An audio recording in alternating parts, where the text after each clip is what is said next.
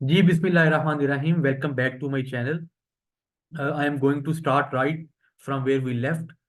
अच्छा, आपसे एक दफ़ा मैं इसको स्टार्ट करने से पहले रिक्वेस्ट करूंगा कि you are requested to please subscribe to my channel, और अपने दोस्तों के साथ, अपनी रिलेटिव्स के साथ या ऐसे लोगों के साथ इस वीडियो को ज़रूर शेयर करें जो कि ये रिसर्च मैथडोलॉजी का सब्जेक्ट पढ़ रहे हैं या रिसर्च मैथडोलॉजी में इंटरेस्ट रखते हैं, कंज्यूमर रिसर्च मैथडोलॉजी में।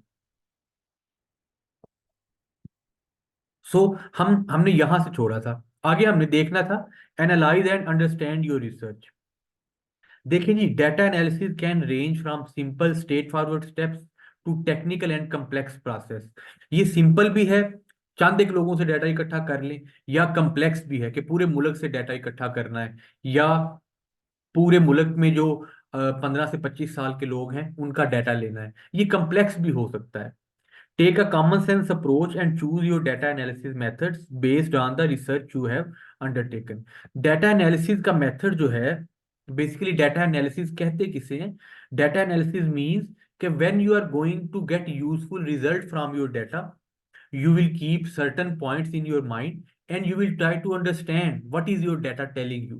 आपके पास डाटा तो एक आ गया, लेकिन अब आप ये चीजें देखने देखना चाह रहे हैं कि उस डाटा से मुझे क्या फायदा, क्या ट्रेंड्स मिले हैं या क्या रुझान मिला है, और उसकी बेस के ऊपर आप देखेंगे कि क्या मेरी प्रोडक्ट सेल होगी ज्यादा या नहीं सेल होगी, और कंज्यूमर का बिहेवियर क्या रहेगा। List and group your information. अब ये एक आसान तरीका है डाटा को एनालाइज करने का, कि इंफॉर्मेशन को इकट्ठा कर लिया जाए जो रेलिवेंट इंफॉर्मेशन है। Choose a spreadsheet that allows you to easily enter your data. Spreadsheet ले लें, वहां पे आप डाटा एंटर करना शुरू कर दें। If you don't have a large amount of data, you should be able to manage it using basic spreadsheet tools available in standard office software. Office के सॉफ्टवेयर, ऑफिस में ही या ऑफिस का ही एक जो ब्रांच है सॉफ्टवेयर इसका, Excel, उसके अंदर स्प्रेडशीट बना लें, और वहां पे अपने कस्टमर्स का या जिन लोगों से आपने रिसर्च की है, जिनसे आपने डाटा इकट्ठा किया है, वो डाटा एंटर करना शुरू कर दें। If you have collected more comprehensive and complex data, you may need to consider using specific programs to manage it, such as database system or customer relationship management program. अगर आपने ज्यादा heavy data इकट्ठा किया हुआ है या बड़ा comprehensive data इकट्ठा किया हुआ है, so then you will use some software, जिसका एक है CRM, customer relationship management software. उसमें आप डाटे को कंपाइल कर लें, उसमें उसे पुट कर दें basically. Choose a simple structure to record your data. बड़ा उसका स्ट्रक्चर आप सिंपल रखें, डाटे को बड़ा कम्प्लेक्स रिकॉर्ड करने की जरूरत नहीं है। For example, a table that allows you to list survey questions vertically in your table and record your responses numbers categorized by age, gender, income or other factors that are important to you। आप vertically questions ले लें, और इनके as, gender, income level वगैरह, इनको आप जितना जितना, जाहिर है इनके सब ने आंसर दिए होंगे कि जी एज है 25, जेंडर है मेल, इनकम है 50,000 और व्हाट्सोएवर, सो इनको आप रिकॉर्ड करना शुरू कर दें। ठीक है। Review and interpret your information to draw conclusions. Once you have gathered all your data, you can scan the information and interpret it to draw conclusions and make decisions. जब आपने सारे डाटा को स्प्रेडशीट में put कर लिया, तो तब आप उससे यूजफुल इंफॉर्मेशन निकालना शुरू कर देंगे। आप अपने डेटा को रिव्यू करें and then identify major trends and themes, problems, opportunities and issues that you observe and write a sentence about each. आप ट्रेंड्स देखें, थीम्स देखें। थीम से मुराद कि किस तरह की वर्डिंग या किस तरह के जवाब ज्यादा आ रहे हैं। कोई प्रॉब्लम्स हैं, अपॉर्चुनिटीज हैं, आपको पता चल जाता है कि हमारी प्रोडक्ट इतने लोग ले रहे हैं, इतने लोग यस कह रहे हैं कि we will buy your product, या इतने लोग कह रहे हैं कि we will not buy your product. इनको आपने लिख लेना है, और फिर सिंपल वे में भी लिख लेना है कि इस डाटे का मतलब क्या है, इस डाटे को मैं क्या समझता हूँ। Record how frequently each major finding appears. और ये भी देखें कि हर रिस्पांस कितनी दफा आ रहा है। यानी कितने, अगर 100 में से 80 लोगों ने कहा है कि आई विल बाई या बाई योर प्रोडक्ट, तो आप इसको लिख लें। और ये भी लिख लें कि 20 ने कहा है कि I will not buy your product. How frequently the responses are there, इनको आपने लिखना है। Then list your findings in order of most common to least common. अपनी फाइंडिंग्स को इस तरह से लिस्ट करें कि जो सबसे ज्यादा आ रही है, और फिर उस जो जाते जाते जो सबसे कम है, जिसके बारे में सबसे कम रिस्पॉन्सेज हैं, वो सबसे पहले उन चीजों को लिखेंगे जो मोस्ट कॉमन है, जो ज्यादा रिस्पॉन्सेज आ रहे हैं, टुवर्ड्स द लीस्ट कॉमन। उसके बाद assess and separately list the strengths, weaknesses, opportunities, and threats you have identified in SWOT analysis.